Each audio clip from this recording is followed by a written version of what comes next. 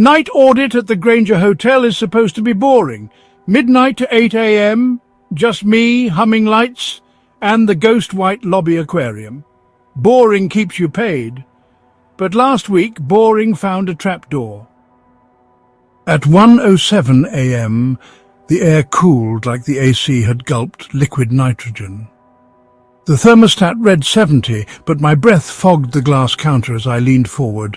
I told myself it was the lobby doors. Drafts, old building, easy. The aquarium's blue light fluttered.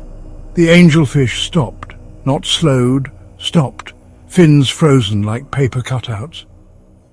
I checked the security monitors. Elevator cam, empty hall cam, just a long green carpet tunnel, still as a photograph, back exit, locked.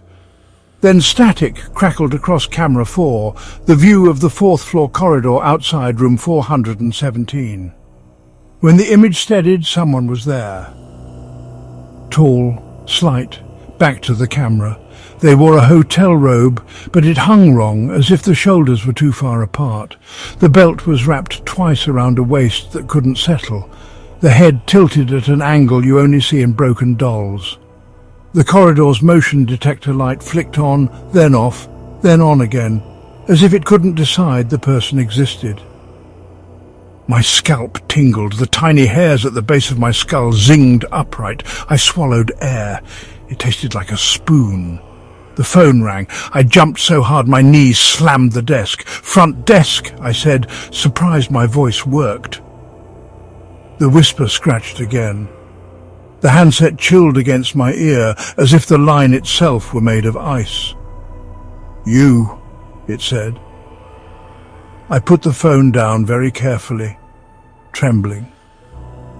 I've worked here 3 years. The worst I'd done was pocket a guest's watch. Idiotic. A moment of greed I justified as unclaimed since checkout had passed and the safe was inventoried. Room 417. The owner, a slick man with a too-fast smile. I told myself he didn't deserve it. It felt like balancing the scales. It wasn't. It was theft. I sold it. I never said a word. Camera 4 hummed. The figure turned. You know how faces have rules? Eyes at the same height, noses pointing down, mouths that open in predictable arcs. This face didn't sign the contract. The eyes were misaligned, pupils thin as pencil lines, the nose pressed flat, ironed, the mouth stretched wide on one side while the other barely moved, and still, it looked like it knew me. The temperature dropped again, a silent subtraction that made my fingertips ache. My heartbeat slowed, hard thuds I felt through the laminate counter and into my elbows. The elevator dinged on the monitor, though no one pressed it. Doors opened, stayed open, then closed. 4:17 a.m. flashed on the timestamp, though it was just after 1. I rubbed my eyes until sparks burst. I looked again. The clock read 1:09. The figure had crossed half the hallway. No footsteps. Pixels stuttered behind it, like the camera was trying to remember the rug pattern. I had options. I could pretend I didn't see it. People who work nights become experts at pretending. Or I could do what night auditors really do, resolve discrepancies. I grabbed the master key and the courage I was renting by the minute and took the elevator up. The 4th floor breathed cold. Wallpaper felt damp under my fingers. The ice machine, usually a cheerful idiot, stood mute. I walked toward 417, shoes quiet, heart echoing. The corridor lights flickered and steadied. The door to 417 was closed. My breath fogged the peephole. "Maintenance," I lied to the wood. My voice sounded distant. The handle turned from inside. I stepped back so fast I nearly sat on the carpet. The door opened 6 inches. The chain caught with a soft metal kiss. A face slid into the gap, features arranged almost right, as if copied from memory. Almost.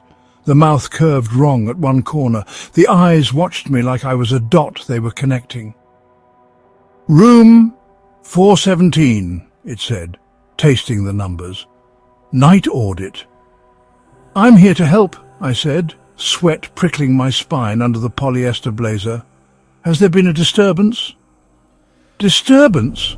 it agreed, rolling the word like a marble. "Inventory discrepancy." My hand shook. "We can fix that." "Where is it?" it asked. The words were flat, but the meaning was steep. The watch.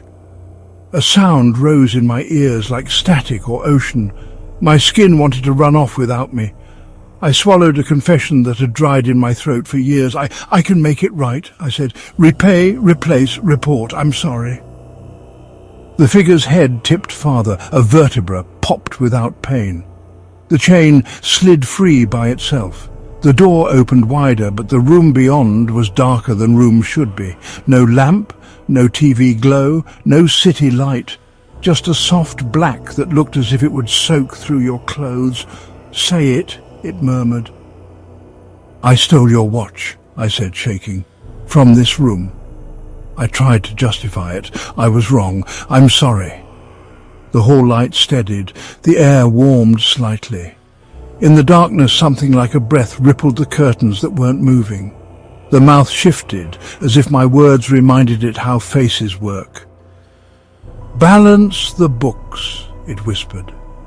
I said, "I will," and I meant it so hard my knees loosened. Tonight. The door closed softly. I stood there until my legs remembered how to move. Then I took the elevator down and began the most honest shift of my life. I emailed the manager, filed a report. I found the pawn shop owner's number and left a message I hadn't rehearsed. In the ledger under incidentals, I wrote remittance, room 417. I left the line open for a payment that would cost me months. At 5:58 a.m., the angelfish in the aquarium started moving again. Their fins fluttered like applause. When the day manager arrived, I told a version of the truth he could file away. "Strange activity," I said. "Fourth floor, room 417. Need to review security." He raised an eyebrow and told me to go home, get some sleep, and stop watching horror podcasts on shift. "You're stressed," he said kindly, like a man placating a smoke alarm. Maybe he's right. Maybe I'm just exhausted. But the next night, when the lobby clock slid to 1:07, the air cooled again, just a little, like a reminder. I looked up at camera 4. The hallway was empty. The timestamp read the correct time. Then, faint through the speaker, a whisper curled like paper. "Balance the books. Have you worked nights and felt the air subtract itself? Have you ever been visited by something standing where you did the worst version of yourself? Tell me in the comments. Let's band together and find refuge. And please, beware. Don't ignore them. The books get balanced anyway. It ends terribly for those who do." If you enjoyed this story, please subscribe and follow us for more bone-chilling chronicles. Join us on YouTube, TikTok, Instagram, Facebook, and Blue Sky for more, if you truly dare.